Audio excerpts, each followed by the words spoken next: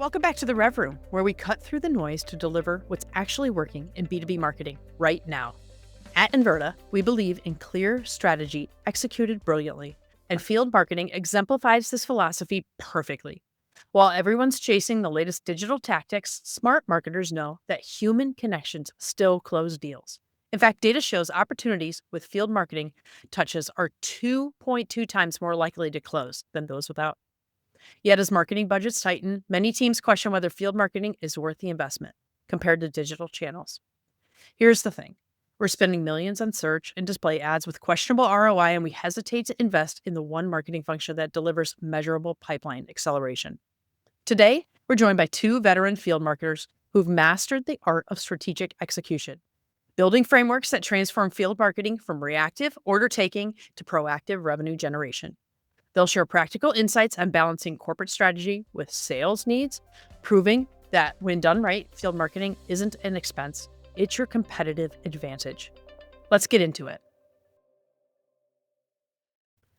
Well, welcome back, everybody, to the Rev Room. We're back today, and we're going to talk a little bit about field marketing and how to better leverage field marketing in our revenue generation engine. Got two field marketing experts here today, so we're going to have a great time on the show, I think.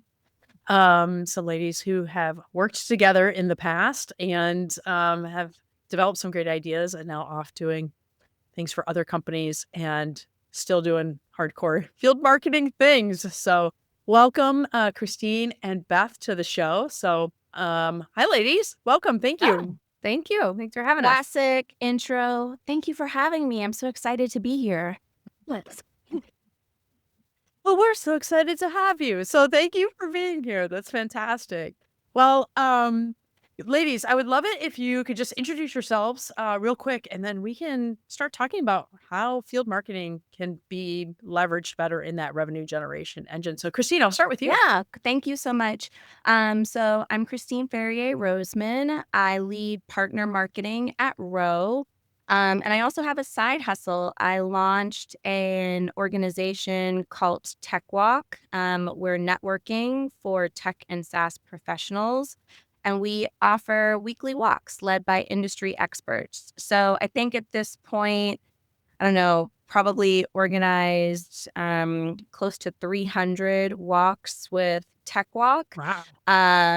And with Row, I'm primarily responsible for our accounting partnerships. I'm actually on the road right now. Some of you might recognize the hotel setup in the background. I'm in Las Vegas for AICPA Engage. And I'm doing classic event field marketing things today, including just getting back from setting up the booth, which in my mind counts as a workout. Yes. Oh my gosh. Absolutely. Although they only let you do so much in the booth setup in Vegas, right? Yeah, lots of unions involved, but enough for it to count. That's right. Yeah, that's right. Well, great. Thanks, Christine. And Beth, how about you? Yes. Hello. Yeah. Thanks for having us. This is fun. Yeah. Like you mentioned, Christine and I go way back. And Beth Tilgis, I am currently the director of channel marketing, of all marketing, channel partner field, all things marketing at Channel 99. Had extensive background in field marketing, customer marketing, so kind of run the gamut. I am not in a hotel, thankfully, Christine. I am in my home office in the suburbs of Chicago. So looking forward to this. It's fun to chat about all the things that we've done, that we are currently doing, and will continue to do as we progress in as such a fun industry. Yeah. Yeah, great. Well, welcome, ladies. And I'm excited about this conversation today. We haven't covered field marketing on the Rev Room yet, so I know we'll have lots of listeners who'll be interested in what you have to say and some of your expertise to share. So as always here at the Rev Room, we start by asking our guests to bring their favorite mug. Recently, it's been drinking vessel. We've had some champagne flutes and other things as well. So that's been fun. I brought a new mug today. So I like the Starbucks series. I've brought a couple before. This one's from Maui, Hawaii, where we went for Christmas in 2019. So I had to get one while we were there. One of my favorite vacations ever, and one of my favorite places to be. So Awesome. Christine, how about you? What'd you bring today Hey, on the road? so if I had been at work, I would have had a proper mug. But since it is conference season, I am drinking cold brew black out of a hotel glass. So that's what Very I'm doing. nice. Very nice. Cool. I love that. How about you, Beth? I brought a mug that my now 13-year-old designed when she was, oh gosh, probably 5. You can see it's Oh, hand painted. I'm not a coffee drinker, so it's tea. But yeah, it's there's paint everywhere, but it's functional. So it's messy, cute, and it's a great memory for me. oh, that's awesome. I love that you still have it and are using it all these years later too. Yeah, that's great. Okay, well, let's talk a little bit about field marketing. And first of all, I think one of the things I hear a lot from clients is field marketing tends to sometimes be put in a silo or operate in a silo. How do you think about making sure that field marketing efforts are connected to the overarching marketing strategy from at a corporate level? Christine, how about we start with you? Yeah.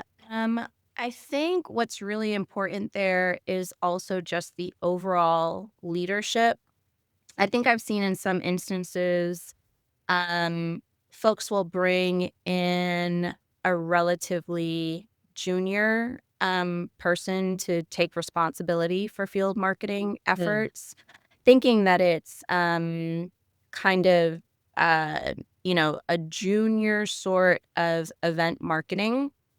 And I think without the leadership that's really going to understand that this has to be tied to goals and is going to work cross-functionally with the sales teams, with product teams, with the rest of the marketing org, it can be relegated and sort of disconnected and siloed, which honestly is just a recipe for disaster because then people will say, well, field marketing is not delivering the results that we expected. And so I think what's really important is that there's a shared understanding across the organization of the results that you expect field marketing to contribute, that those goals are very clearly defined, and that there's a very either cross-functional approach to and framework for how you position field marketing,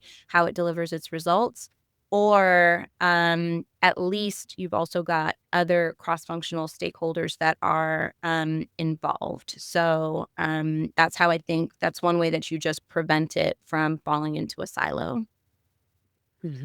Yeah. I completely agree, and you can tell Christine and I speak the same language on that front. I do think that, yeah, understanding the organizational and also the departmental goals and how those align with the sales goals, that is super critical, right out of the gates to make it successful and not, you're not just operating kind of in wearing one hat in your own room, making sure that you're aligned with all of the key partners. And I also think there's a big component to it is making sure that you're reporting on the success too. So you're not just like a line on the budget sheet, and sometimes a large one. I'm sure we'll talk about budget at some point. But making sure that the ROI is there, making sure the money that you're putting in, there's return on that investment. So I think that's another big piece of why really strong integrated marketing teams have successful field functions. Yeah. So let's talk about field just as a definition, because I think it can be different for a lot of organizations. But let's just in broad general terms, when we talk about field marketing, events are a big piece of that, of course. But in events of all sizes, I suppose, right? So you've got large trade shows, Christine, like you're at this week, but also then events in specific territories and things like that. Are there other things that maybe I'm not thinking of or that I didn't stress there that we should also add into field marketing efforts? Yeah, Beth, do you want to kick this one off? We can talk about ABM and drops and local efforts. Yeah, there's a lot of different programs. I think there's a huge opportunity to get creative with the programs that you're designing, in field marketing specifically, of course, across all marketing functions. So that's one piece of it. But I think the way in probably the past 5, 9 years, it's changed. It's not just events. There's a lot more integration to align within those specific territories, like we've talked about, in setting the goals. So I think, yes, that's not just conferences, dinners, a lot of things. A lot of folks think. I remember Christine one time we did like a cartoon, like what what my mom thinks I do in field marketing, what sales thinks I do in field marketing. It was like, yeah, you're at a fancy dinner at a hotel, and it's not all that. So I think the way that it's evolved over time, there's even digital components, there's content. How are you creating content that speaks specifically to the field that you're marketing to? So it's really expanded. But yeah, I mean, we can get into some of the specific programs. ABM drops were one of our favorites. It really entailed like one to few when you're talking ABM, where you really develop a list in partnership with sales, and you get in the car and go to that region, and you're delivering door to door. Now, the pandemic has obviously changed this a bit, but donuts or cold pressed juices, something that you can hand deliver to your target audience. And it was super fun because we were aligned with sales. They were in the car with us. We are knocking on doors. It was kind of guerrilla marketing style. So some of those types of programs were really fun and impactful, and wasn't your traditional like trade show or field dinner. Yeah, and I think one way that I sort of think about it, and I don't know the history or the origins of the role, but I would have to imagine that it was an outgrowth of just supporting your field sales teams. And so in that regard, it was very localized, and geographically focused. So how I even, when I think about our trade shows now, I would typically put those under event marketing.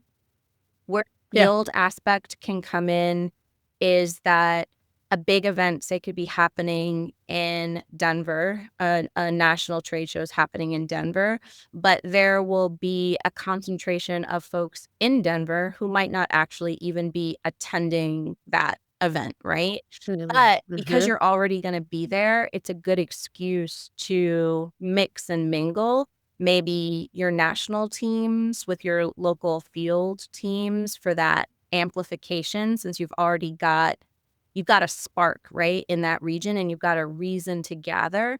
So I like Yeah. to think about it, and that would be kind of a point of differentiation for me. The other way that we leverage it now, and I would say at Row, is we belong to some national alliances. BDO is an example. They're a huge accounting firm alliance, but they've got huge national conferences, but they also do regional meetings for their members. And so again, Yeah. that's a way to kind of take your national relationship and hone it into a particular area. And then there's also this interplay, right, between things that are happening at a national level that already gather people together. But I think of that as like the family reunion that happens once a year versus your local events are the things that can happen more frequently and more easily, like, the monthly potluck dinner with your family in comparison to the family reunion. And that's your time to like come together on a more regular basis. And then it makes those big events more fun, more impactful, more meaningful because you're getting a broader set and group together. Yeah, and Yeah. I would Go ahead. mix too are just the classic where you're taking the program, designing it to meet those goals. And of course, you're going to have to iterate that and personalize it based on the goals within a particular territory. But you kind of have your event in a box, and you go on the road, and you can kind of just repeat that process over and over. So it becomes very efficient. And then, of course, it's really fun to report back on the results. But I always love a good road show where you're just going to, pick 4 of those target cities, and there's obviously a methodology between which cities you're going to choose. But that's definitely something that I think falls under the jurisdiction of field marketing. Yeah, that's really good, Beth. And one of the things that I've heard you speak about too is that human touch. And everything you guys just talked about, all is about sort of human touch versus broad digital strategies, which is a lot of what we do in demand gen, in general. And I've heard you talk about that, Beth. So you want to just sort of unpack that for the audience a little bit? Yeah, exactly. I think, in field marketing, I always say I'm in the Midwest, so I always say everyone loves a handshake, and I think that goes a long way. Everyone's looking for that human touch instead of just a Zoom call or a digital ad or another email. So it really kind of emphasizes all of the other channels and touch points that are happening within a particular buying group.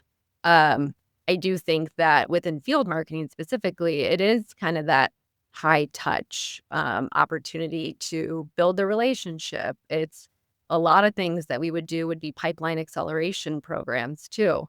So like, let's take a look at the pipeline within a particular area. Like, is it something that we need a educational workshop in, or do we need a client kind of appreciation dinner mixed with prospects? So having that in-person interaction just goes so far. And we always said, like, we always loved when sales would come up to us after an event and give us a high five because they hadn't met their prospect before, or even their customers. So just having that kind of the touch, the human element, I think, and especially in today's digital kind of remote world, it goes a long way. Mm-hmm. Okay, that's not cheap to do, though. It's kind of expensive to do those sorts of things. Christine, we obviously spend a lot of money as marketers on a lot of different things. Um, how do you advocate for field marketing, for budgeting, and what sorts of things are you talking to your leadership about when you're trying to to do that, sort of have that discussion with them and show the results, but also like, hey, like we need to prioritize some of these things, and from a budget perspective. I would say, interestingly enough, the opposite is actually true right now. I think people are looking at the efficacy of different marketing funnels, and everything is, you know, a little bit cloudy, a bit obfuscated right now, except for field marketing, because I feel like it's one of the last areas where AI is not as impactful as it is in other areas of marketing. So I use AI maybe to create the campaign plan or my enablement documents more quickly. But, at the end of the day, it's going to be my team that is showing up at that dinner, the care and consideration that we've put into branding a menu or thinking about the giveaways or how we're going to pair people together that are actually in person at the event, which restaurants we've chosen, how the wine tastes. These are things that like we cannot leave to AI, Yeah. and AI's role is somewhat diminished in that regard, whereas I feel like every other area of marketing, marketers are trying to figure it out, right? Like, did AI help? Did it hurt? Did it create more noise? Did it make things more clear? And so my leadership is actually pushing for more budget to spend for in-person events because That's it's great. such a competitive differentiator. I would say Row, especially last year, I mean, the team has grown significantly, but last year the team threw 300 events, right? And it was Wow. a huge accelerator for us to create the brand awareness and the success that we've seen in the New York markets and then expanding to San Francisco markets. And, especially with a fintech banking platform or in spaces where your solution or your offering is very commoditized, what's going to make the difference in a person deciding to work with you, partner with you, be your customer? It's, do they like doing business with you, right? Have they had a coffee? Have they had a meal? Do they feel like the interpersonal relationship is being valued? And so I think right now, just as it relates to budget, it's like, yes, it's expensive, but there's also such a direct line to outcome. This is not fuzzy math at all, right? We had the dinner. Did we book the meetings afterwards? Did the team do the follow-up? Where do we stand in terms of every single person's, pipeline or deal status? So I love it just in terms of like that clarity of execution to outcome and result. And I think, in this age, like post-pandemic, there's just such a hunger for in-person events. And I don't see it dying down anytime soon. I mean, people want more. They want more ways to get together and interact. So I would say our problem is more resources and scale to do it because there's a human person involved and on the road, and less concern Yeah. about budget right now. Yeah. It's like making up for lost time. Oh my gosh. Hey, like doubling down on all of it, right? I think that's a really good point, Christine, you make about like that hunger for that interaction with people and things like that too, that we've sort of lost, almost like back to the old normal. Hey, people are looking for. Yeah. Yeah. Huh. That's interesting. Beth, I know when we talked about, and Christine, I'm going to pull on the thread. You talked a little bit about AI, and you're right. Like, I mean, there are ways that we have to utilize it, and it will help the impact of marketing overall. We've talked a lot about that on this show in particular. But Beth, there are probably ways in which it will impact field marketing for the better. Can you talk about some of those things that maybe you're thinking about as the future's coming, and how you might leverage AI other than sort of those things that Christine you mentioned that you'll never be able to replace that human touch. Sure. Yeah. I mean, it's amazing that we made it this far into the conversation. Talk about AI. But I do think that AI does allow for just hyper personalization across all programs, whether, not field marketing. So that's one. I also do think it can allow to create content either before or post event in the field world. I just actually demoed a tool that was really cool. You can do it's kind of self-sustaining like interviews with attendees, like leading up to an event or even post event, and they can just do an interview, share what their experience was or what they would like their experience to be, and get out of the event. And then it turns it into like a really cool content piece, and it's all AI driven. So things like that, there are plenty of tools out there, as we all know, that can kind of help really make sure that the event is successful leading up to it. I do think that we got to give it some time, of course, with all things AI. But I do think finding that balance and like the automation and also still having the human touch. But like Christine mentioned, AI is not replacing field marketing anytime soon. And I don't think there is a world in which it could do so. But I think just making sure that field marketers are smart in how they're using it, that's going to be key. It is interesting, like as I talk to more and more field marketers, it's not yet a skill set that you would put on a or bring to an interview. You're not hearing that a lot in the field world, where you are maybe more in like a digital or demand gen role. So I think it's out there. We know that. You got to find the right tools that work for the team. The analytic piece, kind of the ROI, the reporting, I think is going to be another big component as we move forward.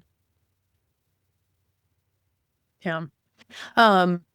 Okay, let's talk about the big success element for field marketing, and that really is your partnership with sales, and probably other parts of the organization as well.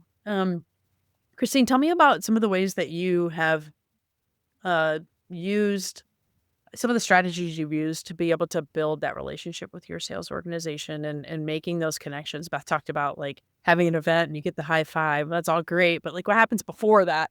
in order to get to that point? Yeah. I think, being relatively new or maybe even not so new anymore to Row, um, what sales just cares about right off the bat is some of those early wins. So, and that's what's going to establish your credibility and your authority with the team. I think the other thing that they care a lot about is just being heard. And when I started at Row and still to this day, we are in person 5 days a week.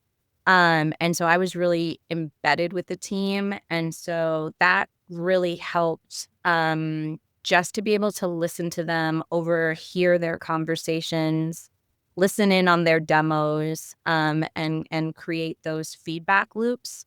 Um, so I think, that's obviously something that they care a lot about. Something else that we've started doing now is just thinking about how do we build on those relationships that have either started or been strengthened through some of our in-person activities. And so we have a little bit of a pipeline that's going now in terms of, whether it was a prospect or a current customer who attended an event. What happens next? Do they follow like our normal conversion cycle? But then can we use that for things like also deepening the relationship from like a content perspective, thought leadership, right? So something came up at dinner. Can we now create a piece of content around that conversation? So it's just being a lot more, I think, thoughtful and intentional and making sure that we're extracting maximum value from those interactions. And it's not in any way, shape, or form one or done, but just being, really creative and thoughtful about how can we keep this actual conversation moving forward. And I think, thought leadership, the in-person leading to thought leadership has been a big plus. Yeah. That's great. I'll just add on too, like definitely having the two-way communication is huge. One of my favorite exercises is kind of the not only the annual planning, but also the quarterly planning and reporting, like what's working, what's not. Really understanding kind of what sales is thinking about is huge and kind of, all right, we're really happy with the pipeline. Said no salesperson ever, by the way. Exactly. We need to be pushing some of these opportunities forward, really understanding what their goals are and how we can align and setting the expectations because, we can't just throw lavish dinners just because there's 3 pipeline opportunities that are trying to kind of get through the finish line. So just setting expectations, having that kind of suggestion box or comment box, like, do they have ideas that they think that we could execute on and we have the budget and resources for? This might be a good time to bring up our ABM, our field marketing menu that we designed Sure. years ago. Yeah. It was really fun. I'll kind of set the stage, let Christine jump in, of course. It was meant to be exactly that, a menu. Here are all the types of programs that we can support, and here's the time, the budget, here's the effort, and the partnership that we need across the board. And they could kind of go in and peruse, like, is it a dinner? What are the goals of that dinner? Is it a workshop? Are we trying to educate the market? There were just loads. I think we probably had, what, Christine, like 12 plus items on the menu. And it was just really helpful to set that expectation and that partnership with sales. Say, these are the things that we can do, but also here are the things that we cannot do that we're not going to put time, energy, resources into. So that really helped kind of establish that rapport, the partnership, and it was just wildly successful. And I think about it all the time. It was a great initiative. But Christine, what else was on the menu? Well, I think what that takes us back to is also setting the team up for success and sort of dampening their reliance on us in some regards. So it's like Mm. it doesn't always have to be a dinner for, 12 to 20 of your top prospects. You can take 2 people out to dinner by yourself, right? You're totally Yes. capable of Yes. doing that. And so I think that it's like when they work with a team that's really good, it sets the expectation of that's like the only way to do it, which, as we mentioned, is just, sort of hard to scale. But I think you can Mhm. also enable them with mini versions of that same toolkit so that they know that, they can foster these relationships. I'm available as a plus one if needed for some of these things, but that they should also feel like, you can utilize our gifting partner to send gifts out on your own. It doesn't have to be a part of a campaign, right? You can take clients or prospects out to dinner on your own. So I think there's also this just training of there's this like she said, there's this entire menu, but it always doesn't have to be like the thing that's at the top of the list that's a high lift. We've also enabled you with some low lift things that can be just as impactful. Yeah. Um, how do you set boundaries with your sales team? I mean, obviously you have your menu is a great way to start that, but how do you set boundaries to sort of ensure that you're more of a strategic partner versus an order taker, right? Because even with the menu, you could end up being that way, right? A little bit, Beth. So, like, how do you set the stage with that? How do you build that relationship so that obviously there's trust that you have to build there, but like, how do you do that and ensure that you've got sort of guardrails to what can be done? Yeah. Um, for me, a lot of it comes back to the data, yeah, numbers don't lie, right? So keeping the teams honest in terms of what's working, what's not, making sure that you're transparent and because they will, I mean, every person, marketing, sales is going to come up with some wild harebrained idea, some of which you might entertain and try to execute on, some of which you say that's not going to work. And here's why. Here are the numbers. Mhm. I wanna do this crazy event in, Minneapolis, and you're like, "Well, hold on, let's look at the target accounts in Minneapolis and see if that's really the right place to do that, if there's the right target accounts," and for me, it was always really important to understand the territories and kinda what's happening in each of the respective territories because they 'cause they're all very different. Um, but yeah, the boundary setting can get interesting, but it also comes back to having that relationship with sales, if you guys have that handshake and you understand that you've got each other's back and we're kinda marching towards the same goals and we're looking at the same dashboard, then a lot of that you don't at least in my experience, you don't get a lot of pushback. Mm. There's that trust, right? They say, "Okay, I trust you," and, we've seen the success, like Christine said, like, just get them a little inch of success, and then they're gonna be shaking your hand and, supporting everything. So, I think the boundary setting can be tricky, especially early on, but once you got it, like, it's really important. Yeah, Yeah. one thing that I'll say about the boundary setting is there's lots of reciprocity involved. So um before we think about new things to add to the schedule, have all the leads been followed up on, right? Like, Mm. I should see an activity attached to every contact in that campaign. But I think the other thing is also just establishing systems. So Beth mentioned planning. I like to present a team to the plan. I mean, present a plan to the team that's about 80% baked, right? So it's like, this is Mm. what we know that we're going to do. Here's the budget. Here's the schedule. There's 20% here if you would like to add some additional items to the mix. So let's talk about that before the plan is finalized.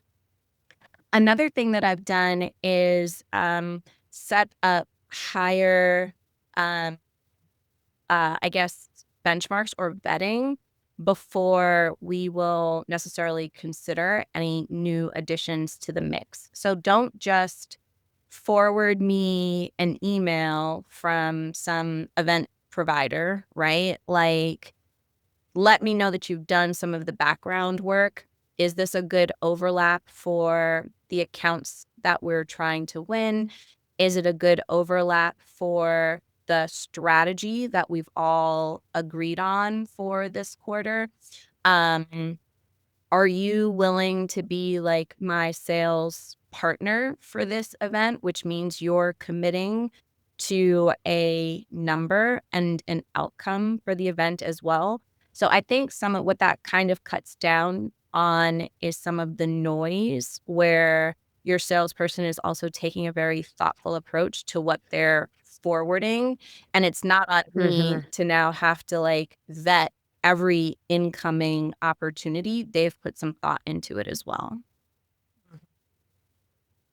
I think that's really good advice, Christine, because I think you can get into a situation. I've been in them, and as as a marketer, and where you're just getting things sort of thrown over the wall at you, and like, hey, this sounds interesting, and you're like, okay, great. I like that you have that structure that you've built. Now, of course, like as Beth said, that does take some time to build, and you have to build that trust. But if you start out of the gate with that expectation, you both have said that setting expectations is really important. Then it's like, okay, we're in this together. Right? I'm not here to just do whatever you think you want me to do. And you're also going to have some skin in the game while we go about doing that. But I'm going to support you 100% on all the things we agree to go do. Yeah. Right? And I think the other thing, and I mean, Beth and I have utilized this in the past. It's like, all right, if we bring this XYZ thing into the mix, what are we going to take off? Yeah. Right. Well, And nobody wants to lose any of the shiny toys that they already have. So that helps. That helps a lot. yeah. Those conversations are hard though. I've done those too. Here's the line, what's above and what's below, and if something's going to go above, something's got to come down. Yeah. And they're hard, but I think to your point, if you have enough of them, everybody gets used to like, okay, yeah, there's only so much capacity and time and budget to go around to these things, and we do have to have trade-offs, right?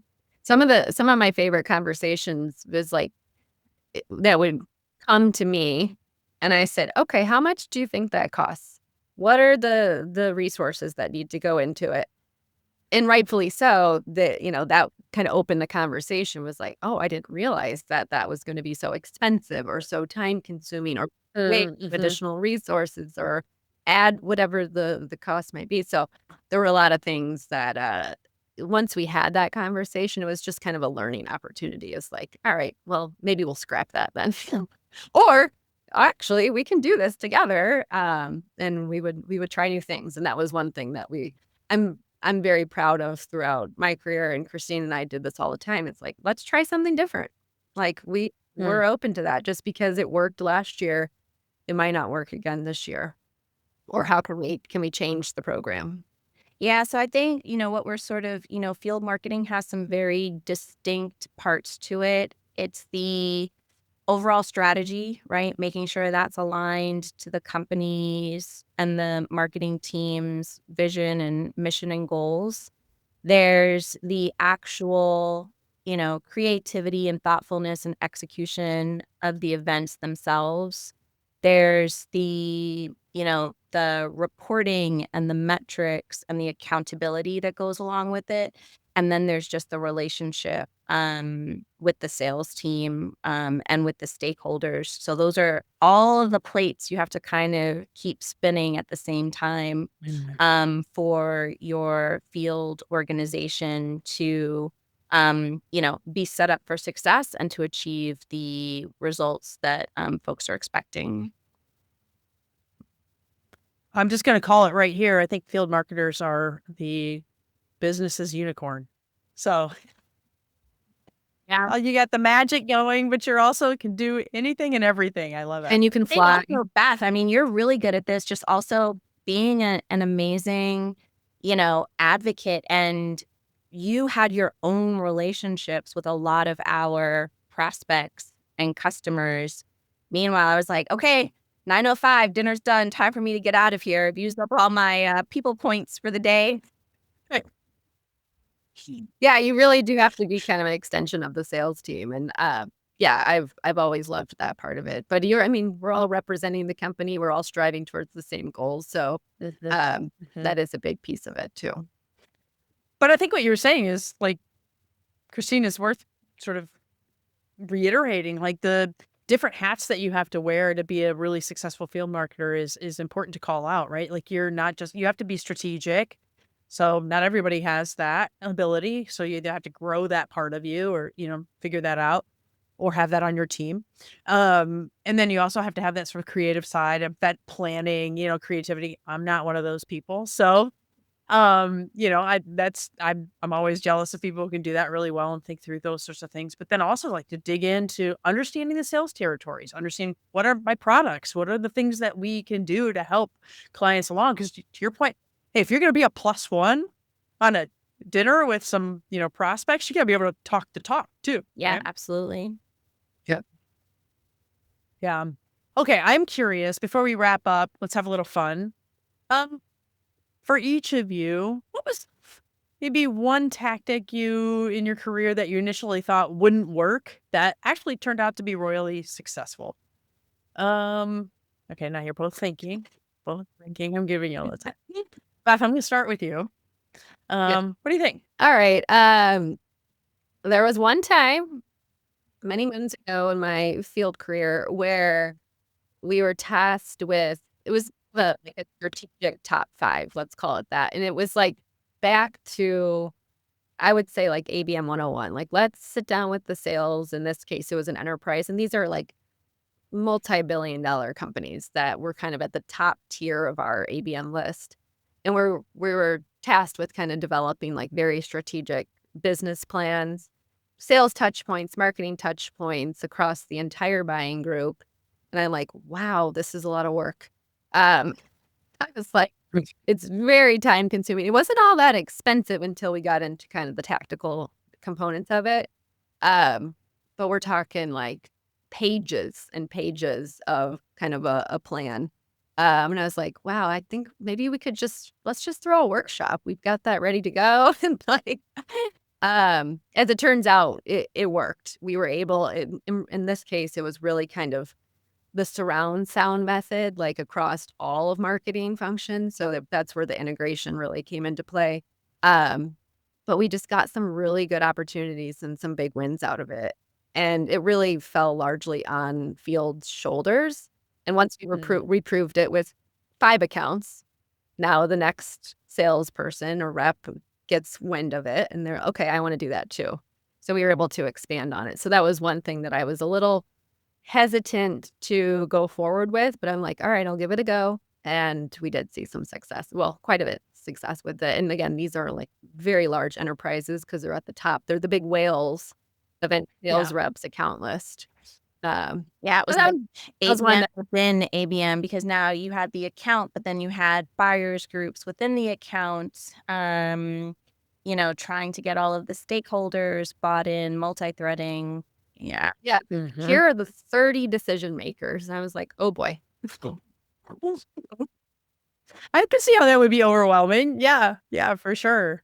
That's a great story. Christine, how about you? I think mine would probably be the power of social. I was just earlier on, it felt very, just like vanity oriented. And not even just from like a clout chasing perspective, but when we think about a lot of the metrics, whether it's MQLs or open rates, like, okay, that post had 1,000 impressions and, however many likes. So what does that get for us? But I think, clearly social has grown, social strategies have grown, but the addition of that drumbeat to our overall activities and the halo that it creates is super important.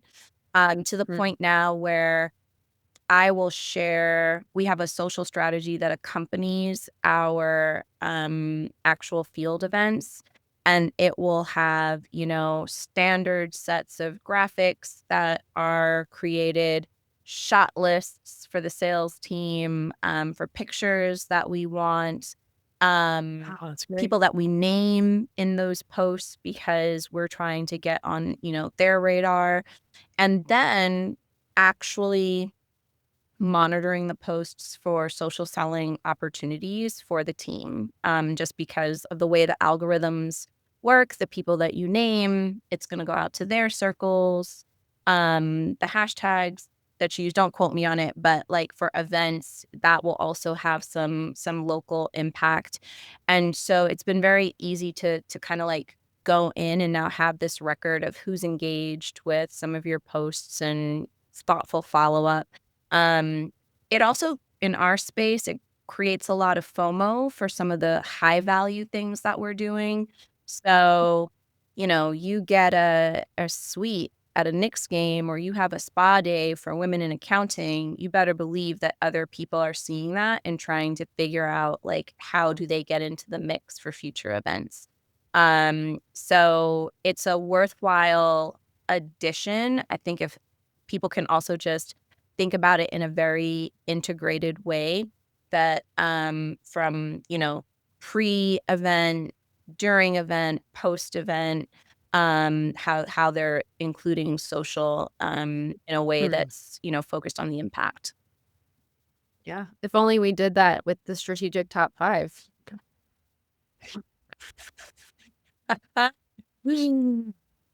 Well, that's great advice. So, thank you for sharing those stories because I'm sure some listeners are like, "Oh, that's a really great idea. I didn't really think about that." So, thank you for that. Well, ladies, sadly, we're out of time. But I want to just thank you for being on with us and sharing your stories. Maybe we'll have you back again, and we can talk a little bit more about your learnings around field marketing and all of that. And I So, think Bess and I are both thank you so much. happy to chat. Like, I love talking about this Oh, stuff. So if folks want to connect with me directly, if they're trying to, analyze why field marketing is not having the impact that they thought it would, or they're looking for ways to fine tune their programming, I mean, like I know personally, you can just talk about this all day.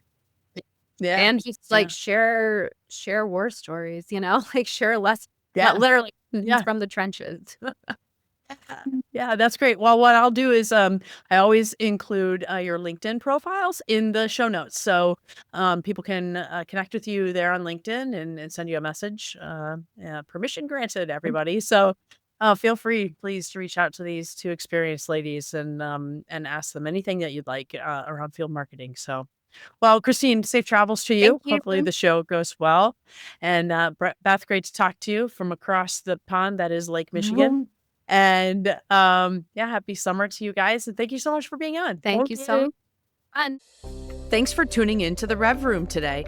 We hope you enjoyed this episode. For more, be sure to subscribe and leave us a review. Don't forget to follow Inverta on LinkedIn for more updates and exclusive content. That's Inverta, INVERTA. Have a question or a topic you'd like us to cover? Reach out and let us know. Until next time, keep innovating and driving that revenue growth. See you next time.